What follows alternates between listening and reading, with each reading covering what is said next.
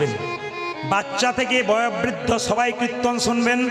আপনার সংসারের মঙ্গল হবে, আপনার সমাজের মঙ্গল হবে, ভবিষ্যতে আপনার সন্তান ভালো হবে।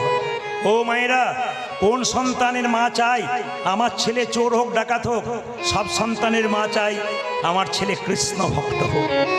রাস্তা দিয়ে পেরিয়ে যাবেন, লোকে বলবে না চোরের মা যাচ্ছে, লোকে বলবে ওই দেখ একটা ভক্তের মা যাচ্ছে।